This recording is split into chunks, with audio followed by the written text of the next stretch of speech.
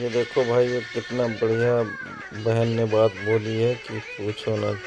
अगर मुझे इस ड्रेस में पढ़ना अलाउड है तो ठीक है, वरना मैं लात मारती हूँ ऐसी डिग्री को, ऐसी दुनिया की चीजों को। पर्दा एक ऐसी चीज है जो हिंदू कल्चर में भी बहुत फॉलो किया जाता है। हमने हिस्ट्री पढ़ी है कि जब रानियां घर से बाहर निकलती थी तो उनको डोली में प्रॉपर लेकर के जाया जाता था। ये हमने हिस्ट्री में पढ़ा है। तो पर्दा ऐसा नहीं कि ये सिर्फ हमारे धर्म का फरीजा है।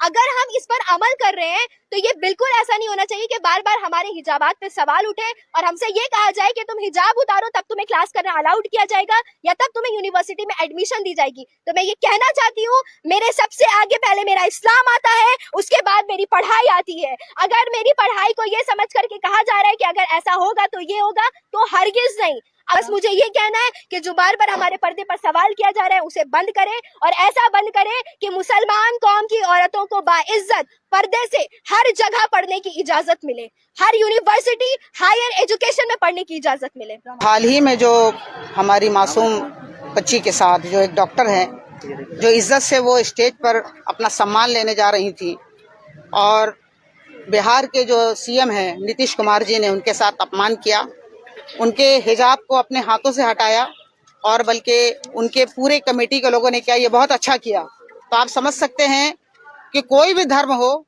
चाहे वो मुस्लिम हो, हिंदू हो, सिख हो, ईसाई हो, ये पर्दा उसके लिए एक बहुत ही बड़ा पावरफुल होता है कि वो अपने जो है लिबास का और अपने जिस्म का वो हिफाजत करती है। ठीक है, इसको किसी को भी अधिकार नहीं है कि वो उससे छेड़छाड़ करे।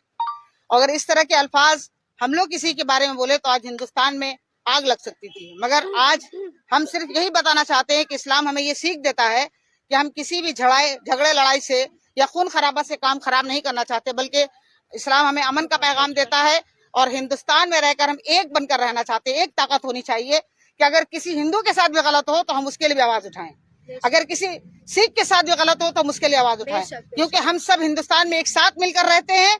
और सरकार को खुसूसियत के साथ तालीम की तरफ ध्यान देना चाहिए, हॉस्पिटल की तरफ ध्यान देना चाहिए, अच्छी सोसाइटी में जहां पर गरीब जिनको भूख से मर रहे हैं, कंबल नहीं है, जिनको घर नहीं है, उसके तरफ तवज्जो देना चाहिए। तो सरकार हमेशा हमें उलझाते रहती है, कभी तलाक के नाम पर, कभी पर्दे के नाम पर, कभी लिबास के नाम पर, ताकि हम उलझे रहें और वो अपने मनमानी करते रहें। तो ये कभी नहीं हो सकता। अगर ये नहीं रुकेगा तो हिंदुस्तान की सारी औरतें सड़क पर आएंगी, और औरत अगर अब ठान लेती कुछ भी कर सकती है। इसलिए हमें चाहिए कि इंसाफ चाहिए और नीतीश कुमार माफी मांगे। ये कोई बहुत बड़ी बात नहीं है माफी मांगना। माफी मांगने से ही इंसान नहीं सुधर जाता है, वो अमल करके दिखाएं कि वो हमारा सपोर्ट करते। वो सीएम है, वो हम नहीं चाहते कि हम उनका अपमान करें, मगर वो हमारा अपमान करते रहते हैं। इसलिए हम चाहते हैं पूरे देश के जितने भी बड़े लोग हैं उनसे हम बहुत अदब के साथ ये पैगाम पहुंचाना चाहते हैं कि वो औरतों की इज्जत करें, औरतों को सम्मान दे, वो चाहे वो किसी धर्म की हो।